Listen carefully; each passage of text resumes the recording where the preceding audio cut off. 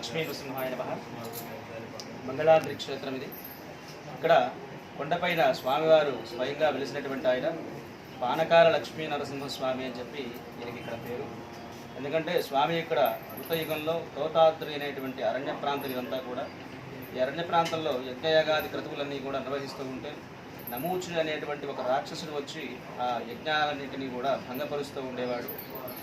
అటువంటి సమయంలో ఈ ఋషులందరూ కూడా ఎటువంటి రాక్షసుని ఎదిరించలేక వెళ్ళి విష్ణుమూర్తికి లక్ష్మీదేవికి మొరపెట్టుకొనగా అప్పుడు ఆ స్వామి వాడిని సంహరించడం కోసం గాను ఈ కింద ఉన్నటువంటి గుహలో ధ్యానం చేసుకుంటూ కూర్చుని ఉంటారు. కీటకం రూపంలో వచ్చి ఆ నమూచేటువంటి రాక్షసుడు ఆ ధ్యానాన్ని కూడా భంగపరిచేసరికి ఆ స్వామి ఇంకా ఉగ్రరూపుడై ఆ రాక్షసుని సంహరించడం జరుగుతుంది.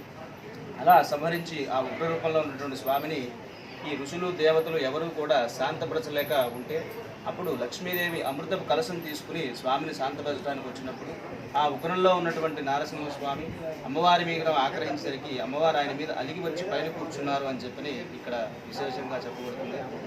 సహజంగా చూసుకున్నట్టు దేవాలయంలో స్వామివారికి పక్కనో స్వామివారి కింద అమ్మవారు ఉంటారు. ఈ మంగళాద్రి క్షేత్రంలో మాత్రమే అమ్మవారు స్వామి కన్నా కూడా పై భాగంలో ఉంటారు.